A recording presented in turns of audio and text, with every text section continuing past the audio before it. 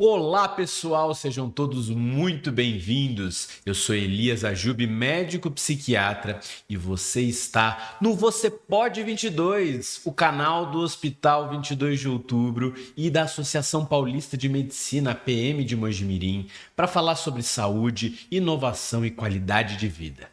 Hoje nós estamos começando a nossa segunda temporada, então é uma alegria ter vocês com a gente de volta.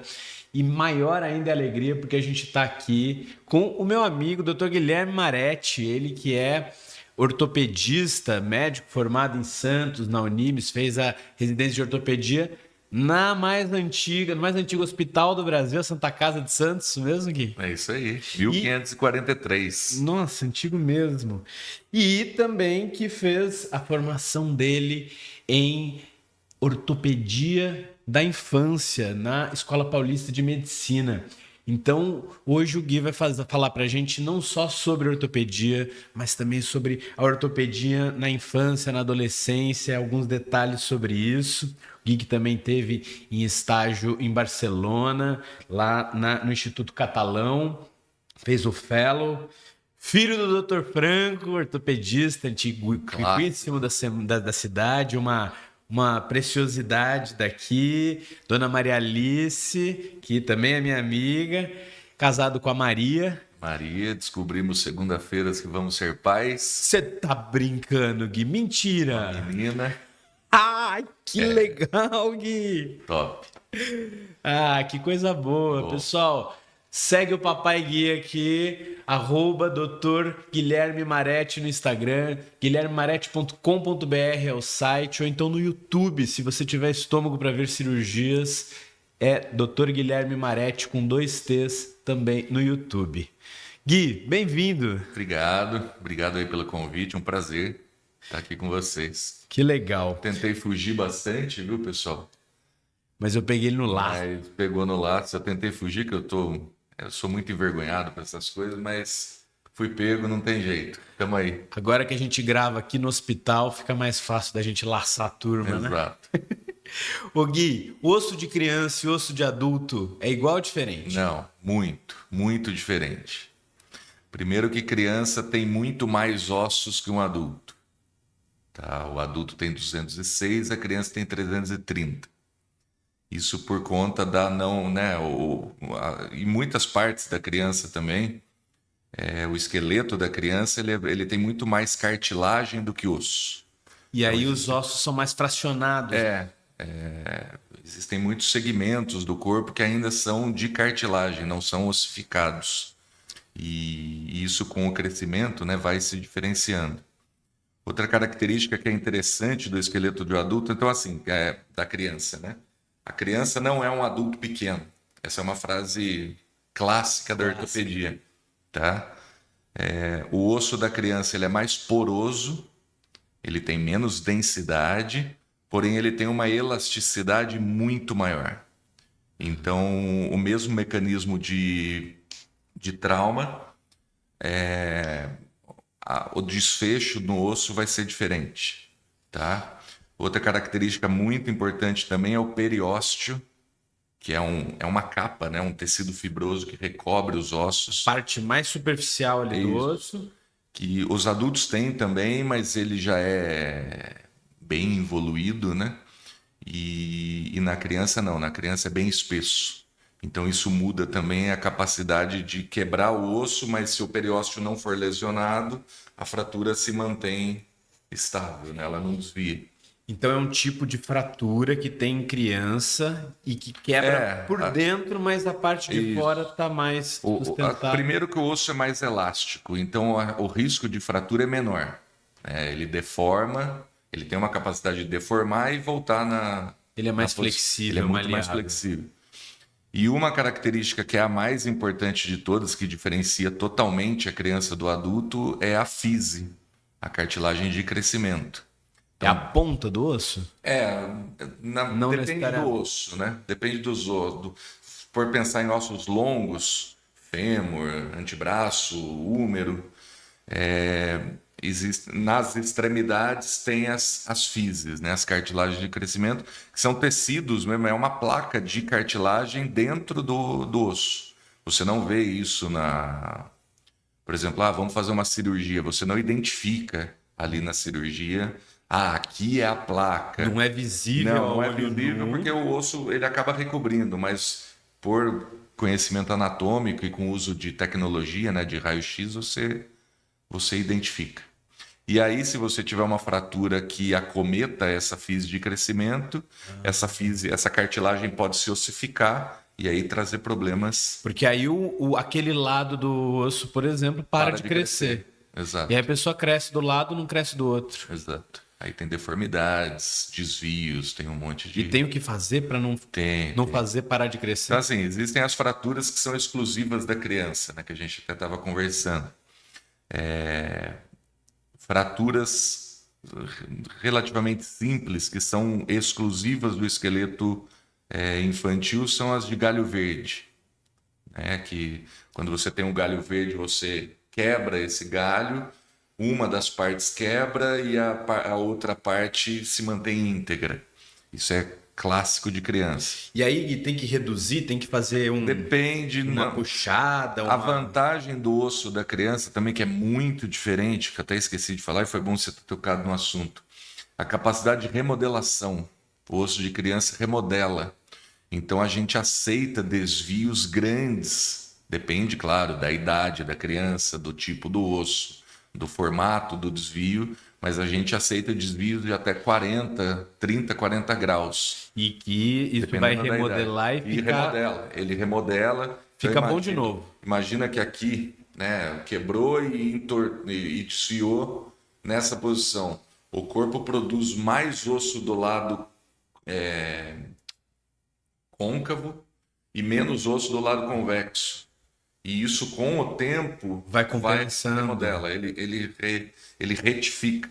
Que né? interessante. É interessante. E isso vai até que idade, mais ou menos? A gente usa aí mais ou menos. É assim, teoricamente, a fise de crescimento até mais ou menos uns 2 anos de crescimento residual. Né? Mas, assim, para desvios grandes, antebraço, punho, por volta de 6, 8 anos, aí a gente tem uma resposta boa. Passou dessa idade, já fica mais difícil. E aí você falou que tinha fratura, que era um tipo que só existe em criança. Você falou da fratura em galho verde. São 4 tipos, né, principais.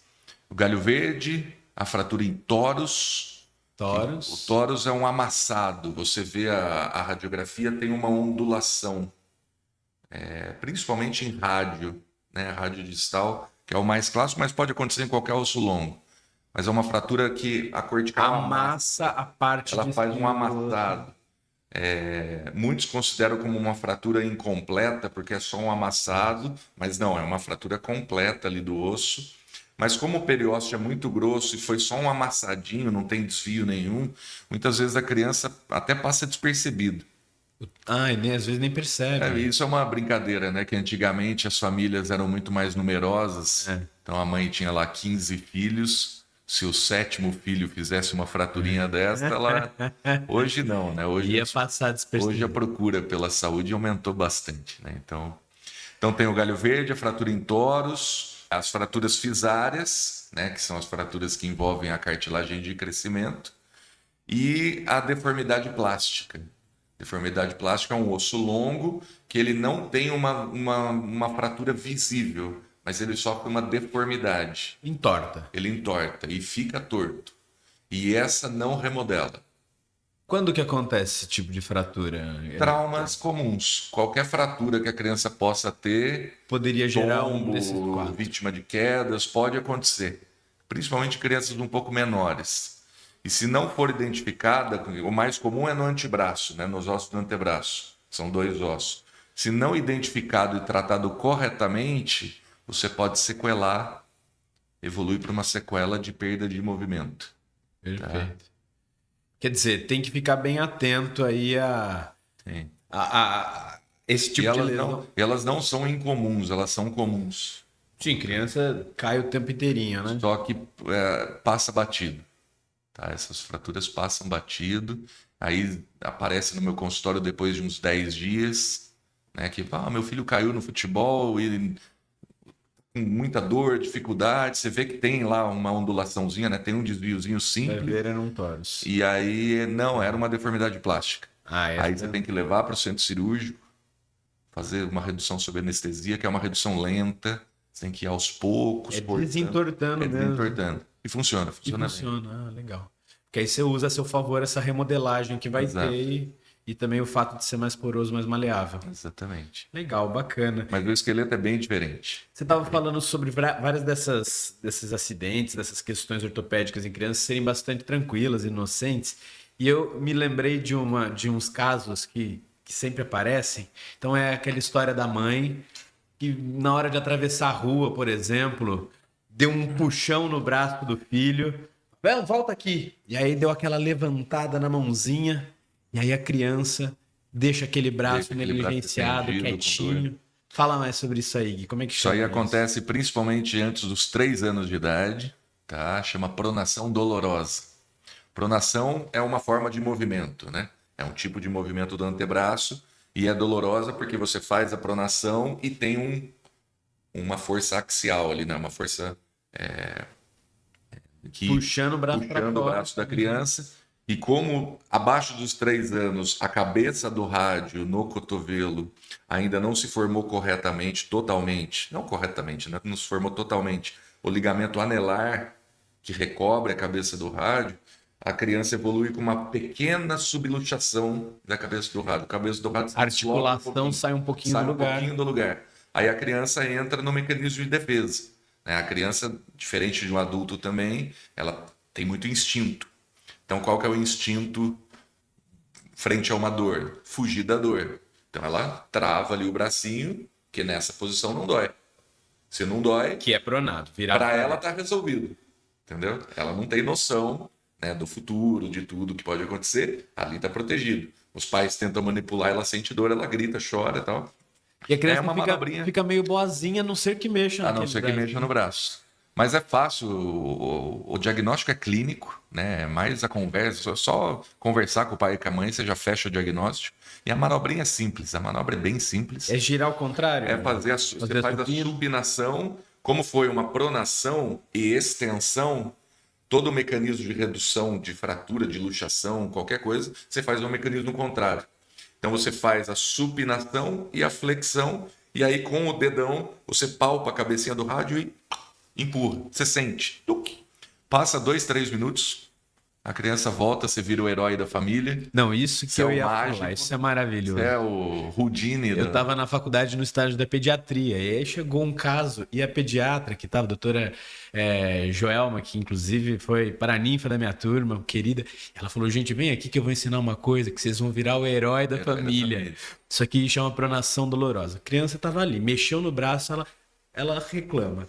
Aí a professora fez tuque com o bracinho, a criança, obrigado. Isso é muito comum em brincadeira também, né? Que os pais pegam as crianças pelo braço e giram. Abaixo de 3 anos de idade é desaconselhado, tá? Porque pode, assim, cria uma angústia ali, né? Justo. E assim, uma coisa que é importante na ortopedia, não, assim, o ortopedista pediátrico, ele é mais delicado, ele é mais sensível, ele é mais, né, acolhedor. Não que os outros não sejam acolhedores, é que a ortopedia tem uma certa brutalidade, né? Mas você não pode ter dó do paciente. Essa manobra, a criança vai chorar, ela não vai gostar. Não é uma situação gostosa para ela, mas você tem que fazer. Se você ficar com dó, você não sente a redução. E aí você fica, caramba, não deu certo, e agora? Entendeu? E aí tem que fazer de novo. Aí tem que fazer de novo. Você vai ficar repetindo, vai ficar machucando ali o cotovelo e a criança... Aí os pais ficam angustiados, né? Que o doutor não conseguiu. Sabe? Exato, perfeito. Então você tem que ter uma discreta brutalidadezinha controlada ali. O ortopedista tem que ter um pouco de força, não tem jeito, né? É mecânica a coisa, então... Isso é mito. Né? Hoje em dia as técnicas melhoraram muito. Não precisa mais força, então. Não se, assim, usa-se, mas nada como era antigamente. Em que situações que um ortopedista geral ele não deveria manejar sozinho assim um caso pediátrico? Assim, fraturas que fogem do convencional, né? Fraturas com desvios grandes, fraturas fisárias, em que o risco de um fechamento precoce dessa cartilagem de crescimento, ela é evidente. Casos de malformações graves, né, congênitas, pé torto congênito, mielomeningocele, paralisia cerebral, displasia do desenvolvimento, a luxação congênita de quadril, doenças assim graves, né, doenças raras. Eu acho que o ortopedista geral ele não deveria Manejar, encarar sozinho isso, mas isso está se tornando raro. Felizmente tem mais especialistas. Hoje em dia tem as subespecialidades, né? Então eu escolhi fazer ortopedia pediátrica. E aí eu voltei, né, para Mojimirim, a convite do pessoal, para integrar um grupo de de subespecialistas. subespecialistas. Então tem colega que é especialista em ombro, cotovelo, joelho, coluna, quadril. E eu integrei o grupo de ortopedia pediátrica. Então isso acaba, a gente filtra melhor, né? Vocês conseguem trabalhar com muito mais direcionamento para sub-área. Antigamente isso não existia. Na época do meu pai, por exemplo, isso não existia. Pois é, tinha que fazer de Então tudo. tinha que fazer de tudo. Eles eram bons, tá? Os caras eram diferentes. Era uma outra época. Era outra época, mas assim, sabiam tudo. Mas as doenças mudaram também, né? Antigamente, meu pai, por exemplo, operou muita poliomielite. Hoje não Não existe existe mais operar isso? Hoje tem paralisia cerebral, que é exatamente o contrário da poliomielite. Porque num caso a pessoa está... Que assim, a poliomielite é uma inflamação, né, do sistema nervoso central, mas na medula, na porção anterior da medula. E a paralisia cerebral é no sistema nervoso central encefálico, né? Então, as características, os sinais e sintomas são ao contrário. Exatamente ao contrário. Na poliomielite, o pé fica mais cavo. Na paralisia, o pé fica mais valgo. Entendeu? Fica mais plano. É interessante isso. Mas assim, que o ortopedista não deva assumir a bronca sozinho e encaminhar para a gente. Nesses casos, fraturas graves que requerem cirurgias ou algum caso que vai precisar de uma reconstrução complexa, uma reconstrução de quadril, um tratamento de joelho, um pé, por exemplo, torto. Então, acho que a subespecialidade está aí para isso. Você falou em coisas graves, Gui. Como é que a gente pensa que o problema possa ser oncológico, possa ser um câncer ou uma questão reumatológica, uma doença autoimune, que eu imagino sejam coisas um pouco mais graves do que... Sim. É uma frase antiga também que eu gosto bastante na medicina, que é tudo que é mais comum é menos grave. Essa frase foi um professor meu que falou e assim, ela faz todo sentido. Então, por exemplo, uma criança de 3, 4 anos que brinca muito durante o dia, se extrapola inteira durante o dia e acorda de noite com uma dor na região do joelho, próxima da coxa do joelho. Será que isso é um câncer ou é só uma dor de crescimento? É mais provável que seja uma dor de crescimento, tá? Então, quais são os, assim, um paciente que ele fuma, adulto, é fumante, e ele desenvolve uma tosse seca. Será que é mais comum um ar-condicionado que ele está deixando no quarto? Ou ele já, nossa, fumante, deve ser um câncer. Calma. Sabe? Os cânceres em crianças, eles existem. As doenças reumatológicas... São, felizmente, super raros? Não são super raros. Não é doença rara. Elas não são tão comuns. Elas existem, mas não são tão comuns assim. No dia a dia, no arroz e feijão ali do consultório, do dia a dia, é raro ver. Mas é um recado para as mães muito preocupadas. É um recado. Na dúvida, vai para o médico. Não fica com a dúvida. Não entra no chat GPT, não cai nessa. Mas existem alguns sintomas que chamam mais atenção, né? Uma dor óssea. O que é uma dor óssea? Uma dor localizada numa região ali do osso, principalmente da perna, né? Porque quando a gente fala em câncer ósseo, a gente praticamente, não exclusivo, mas é muito mais comum no membro inferior, tá? Fêmur, tíbia. Fêmur e tíbia, próximos ali do joelho, né? É bem mais comum. Então, assim, uma dor óssea, ou seja, uma dor localizada, de forte intensidade, uma dor que não passa, né? A criança fica com aquela dor persistindo, tá? Associada a febre, principalmente febre noturna, a criança começa a perder peso, aparece ali um abaulamento, né? Um edema sem história de trauma. Sabe quando não fecha? Pô, mas Você Quando bateu, não caiu e deitou, tá ali com o joelho inchado, né? Uma limitaçãozinha ali de movimento.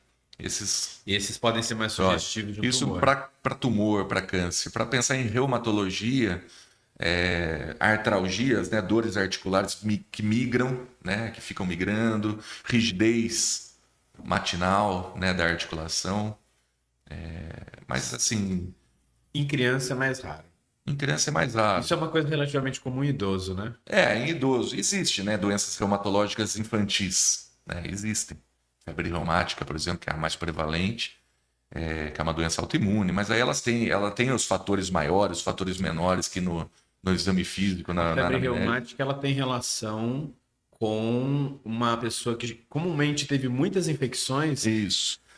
Não necessariamente precisa ter muitas infecções, pode ser ou uma só uma infecção infecção. maltratada, É né? uma infecção maltratada ou negligenciada causada pelo Streptococcus, né? Que é uma bactéria, principalmente faringite, amidalites, né? É o Streptococcus beta-hemolítico de Beta-hemolítico. grupo alfa, Eu sou grupo A. ortopedista e de vez em quando E eu eu vou lembro dizer por que disso. que isso é algo interessante, Gui, uma curiosidade, que essa mesma predição que uma infecção maltratada tem de causar febre reumática aumenta também muito a chance desse indivíduo mais velho desenvolver TOC, transtorno obsessivo Ah, é? compulsivo. Tem essa Tem, relação? tem essa relação interessante, né? Interessante, E bastante. esse tipo de TOC, que tem como preditor a infecção, ela é um pouco mais difícil de tratar às vezes, Claro, né? sim. Então, um dado em comum aí. Mas assim, tem os sintomas que são um código vermelho, né? Dores persistentes, com predomínio noturno e que se mantém durante o dia, associada a febre, perda de peso, Esses são sinais de alerta para que. para que seja melhor buscar o ortopedista pediátrico, porque não pode cair nesse conto de que isso aí é só crescimento, é só dor de crescimento, isso aí não é Essa deve nada. chamar mais atenção Isso chama mesmo. mais atenção. Excelente. Você tinha falado aí sobre a tal da dor do crescimento. E esse é um tema interessantíssimo. Às vezes as mães se arrepiam com isso. Meu Deus, meu filho tem dor todo dia e agora? Como é que faz para diferenciar essa dor do crescimento? Existe mesmo dor do Existe. crescimento. Existe dor do crescimento, mas chamar de dor de crescimento é errado. Ah, Porque crescer é normal e o normal é não ter dor. Né? Então, a palavra dor de crescimento, assim, a formulação desse diagnóstico caiu no, no popular. caiu no popular e ficou, tá? Mas o melhor termo, o mais correto, é dor benigna noturna da infância. Ah, Que até ela é noturna o mesmo. próprio nome já diz tudo, né? É benigna. Ela é benigna, ela é intermitente, ou seja, tem períodos que a criança está completamente normal e tem períodos que ela tem mais sintomas, principalmente à noite, não exclusivamente à noite, mas predominantemente à noite. Bilateral, uma dor que a criança não sabe explicar, é a perninha direita ou a perninha esquerda. Ela até olha para a mãe para tipo, ai mãe, qual que era? Sabe, uma dor muito inespecífica, né? Que melhora ali com até carinho da mãe ou algumas gotinhas de analgésico, uma massagenzinha, a criança já volta a dormir, tá? Ela atinge mais ou menos de 3, mas pode chegar até os 10 anos, Até mas uns 10 anos. o mais comum é a primeira infância, né? 3, 5 anos ali. Então, essa coisa do manejo, né? Tem aquela mãe que detesta a ideia de remédio para E o tudo. principal, o exame físico normal. Você palpa, não, Você não dói mais palpa, você porque palpou. movimenta, você faz toda a manobra de amplitude de movimento das articulações. Você não encontra nada no exame físico. O exame físico tem que ser normal. Dor de crescimento é um diagnóstico de exclusão. Você exclui todas as doenças que podem causar o mesmo sintoma.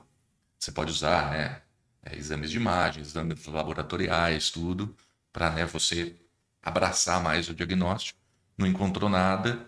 Mas assim, na anamnese, no exame físico, que é o principal, você já consegue. Prever com Você já prevê. bastante. Você já prevê bem. Legal. E dor de friagem? Dor de friagem. Dor de frio. Tem Dor de gente que frio, fala que tem um frio. isso é mais comum em paciente idoso. Né? Isso Alguma coisa vascular. Tá mais associado à degeneração articular, né? Então, artroses, osteoartrites, que são mais comuns de acima de 40, 50 anos, ou o que é muito comum, pós-fraturas, né? fraturas articulares que você precisou abordar cirurgicamente, o paciente comenta por um bom tempo: não, doutor, quando esfria, meu joelho dói. Mas isso em criança não. É difícil você, assim, numa história e exame físico, você conseguir tirar da criança, principalmente criança mais nova, 3, 4, 5 anos, a característica real da dor. O que ela realmente sentiu naquela dor. Que a gente aprende na faculdade, né? Ah, é uma dor em queimação. É uma dor como se estivesse espetando uma faca, uma dor lancinante. Coitada, a criança, ela. Então, assim, eu até brinco com os pais. Isso aí, sabe quando você dorme de mau jeito e o pé dorme? E aí o pé volta a funcionar depois que você sai daquela posição e vem aquele choque de dor? Pode ser isso que a criança esteja sentindo. Só que você nunca vai conseguir Essa descrição. você não vai conseguir a descrição.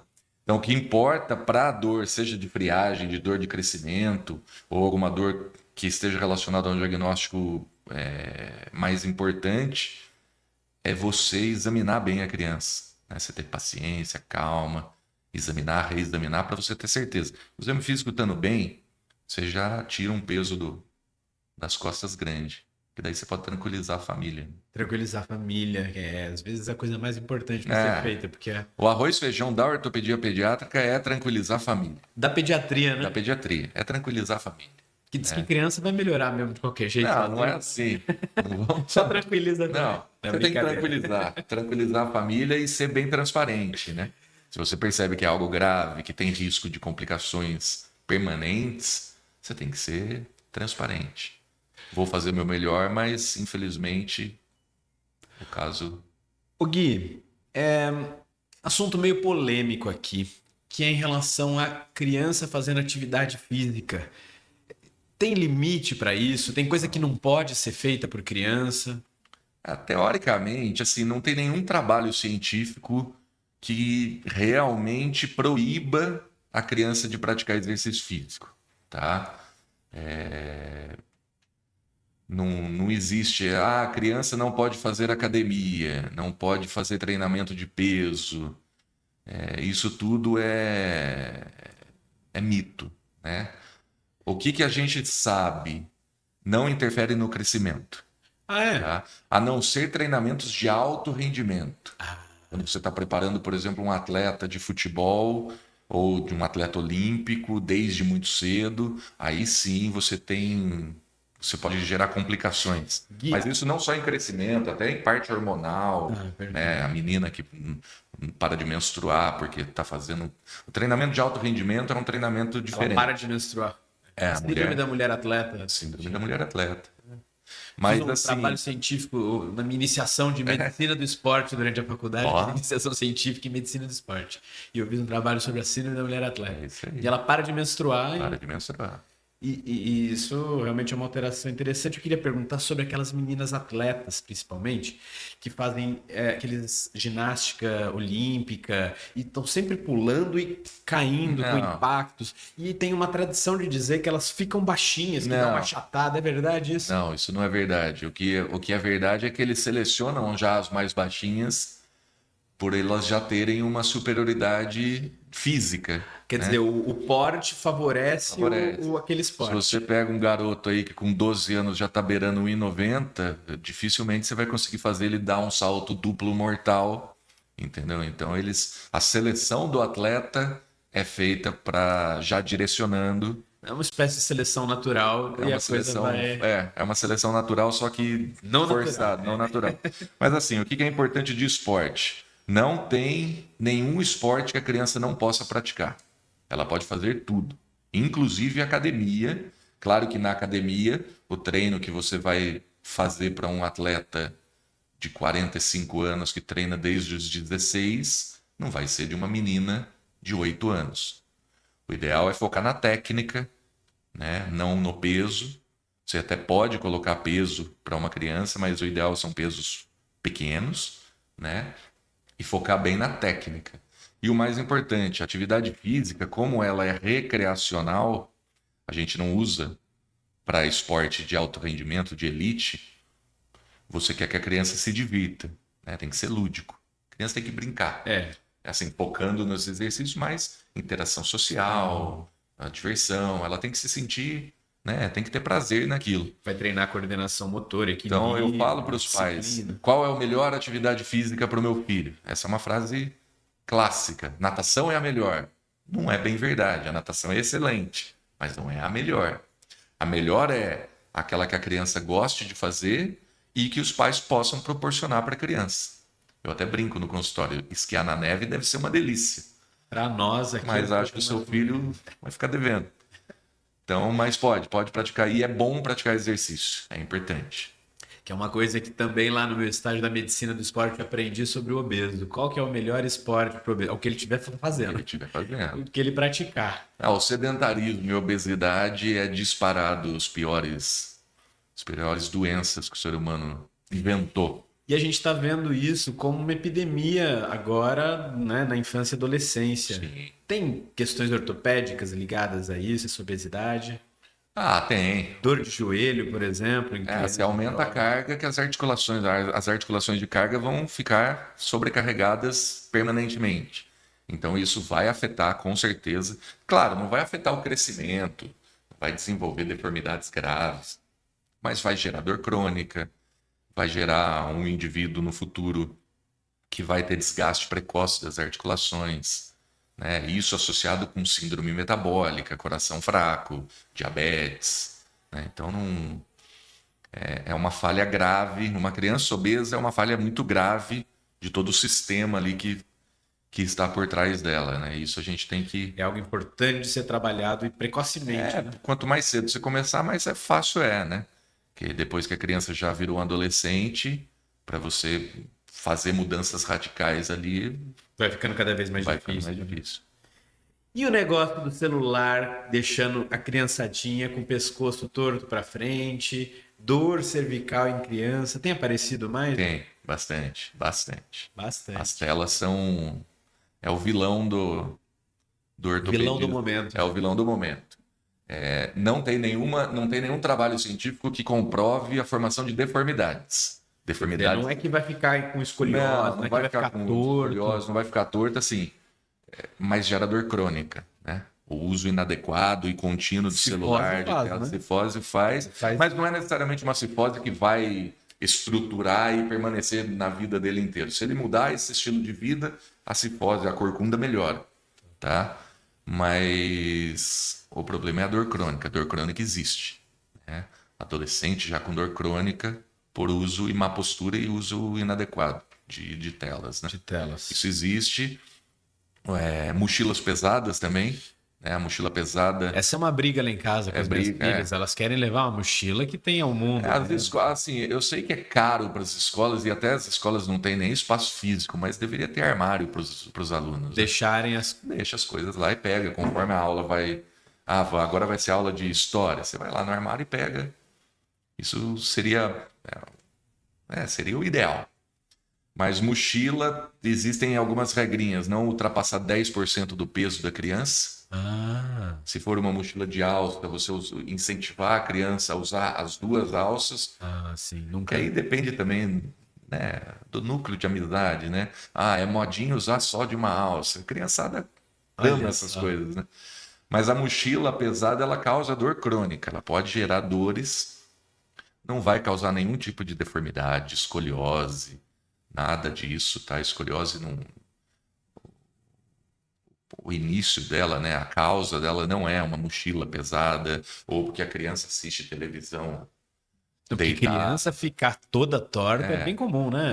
Sim, mas o ideal é assim, você incentivar o seu filho a manter uma postura melhor e principalmente praticar esporte. O esporte aí entra como um divisor.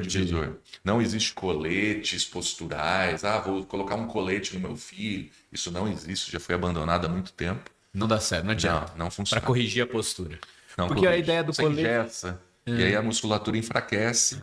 E o que precisa para manter a postura é a musculatura, né? Você tem que ter um músculo alongado forte. Então uma das coisas melhores para a postura é fortalecimento com atividade física. Atividade física. E no final, qualquer entrevista com qualquer médico em algum momento vai chegar em faça atividade física regular. Se você for hoje é um médico que ele não recomenda atividade física porque o seu joelho dói. Alguma coisa tá Alguma errada. coisa está errada. Na verdade, ele deveria te recomendar uma atividade física que não dê uma sobrecarga no seu Exato. Você joelho. tem que procurar um preparador físico, um educador físico, um profissional, né, de educação física, e esse profissional preparar um treino adequado para o seu perfil. Isso desde o começo, desde 2, 3 anos a gente tem, né, natação infantil, no clube aqui tem o baby tênis, né, que começa, se eu não me engano, a partir dos 4 anos, já começa a jogar tênis, e você tem que incentivar. Perfeito. Pessoal, nós vamos ficando por aqui e ainda tinha papo para muito mais. O nosso tempo está se esgotando e foi um grande prazer. Gui, muito obrigado de você ter vindo, adorei o papo, foi ótimo, aprendi bastante hoje também e tomara que a gente tenha você de volta aqui Prazer é meu, em estamos breve. aí sempre. Tamo junto, valeu. Tamo junto. E prepare-se, pessoal, vem aí também a nossa próxima entrevista do podcast, será com nosso presidente do Hospital 22 de Outubro, Dr. Marcelo Galoro, e temos novidades aí para anunciar também. Nós teremos um novo host, um novo apresentador para esta temporada do Você Pode 22. Fica atenção para vocês saberem quem vai ser no próximo capítulo. Um abraço para todos, até mais.